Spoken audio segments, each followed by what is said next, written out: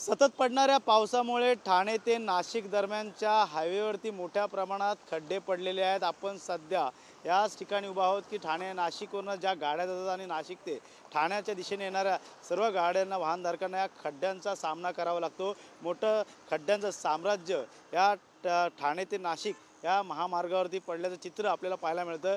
सतत पडणाऱ्या पावसामुळे एकीकडे प्रशासनाकडून ज्या पद्धतीने काम करायला पाहिजे त्या पद्धतीने काम होताना आपल्याला चित्र पाहायला मिळत नाही। मात्र मुख्यमंत्री एकनाथ शिंदे यांनी देखील आदेश दिले होते की ज्या ज्या ठिकाणी खड्डे असतील ते त्वरित बुजवावे। मात्र गेले अनेक दिवसापासून महिना उलटून देखील पाऊस आला तरी या ठिकाणी खड्डे अजून बुजवताना आपल्याला पाहायला मिळत नाही। मोठमोठी खडी या ठिकाणी टाकण्यात आलेली आहे, त्यामुळे नक्कीच वाहनधारकांना या ठिकाणी प्रवास करताना मोठा खड्ड्यांचा सामना करावा लागत आहे। पाहू शकतो पाणी साचलेलं आहे या खड्ड्यांमध्ये आणि अंदाज देखील या ठिकाणी करता येत नाही की किती मोठे खड्डे असतील।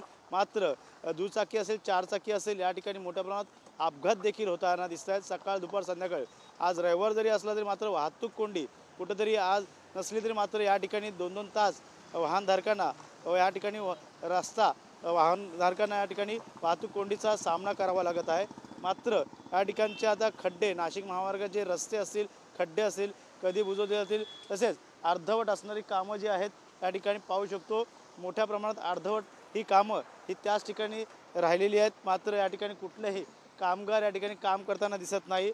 या ठिकाणी खड्डे पाहिजे जसे बुजवायला पाहिजे त्या पद्धतीने बुजवताना दिसत नाही। त्यामुळे मोठ्या प्रमाणात मुंबई ठाणे भिवंडी आणि नाशिककडे जाणारा हा महामार्ग आहे आणि याच महामार्गावरती अनेक अर्धवट देखील कामं अशीच पडलेली आहेत। त्यामुळे नक्कीच MMRD असेल MSRDC असेल या PW विभागाकडनं ही कामं त्वरित कशी होतील हे देखील पाहणं गरजेचं राहणार आहे। मात्र सध्या तरी खड्ड्यांचं साम्राज्य या ठिकाणी पाहायला मिळतं।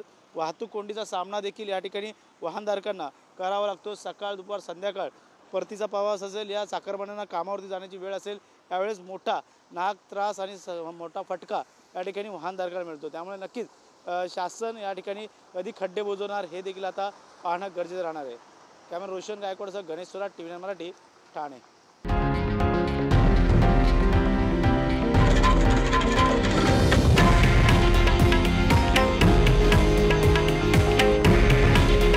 हे आहे देशातील नंबर 1 न्यूज नेटवर्क आणि आपण पाहत आहात TV9 मराठी। काळजी तुमची, हित महाराष्ट्राचं।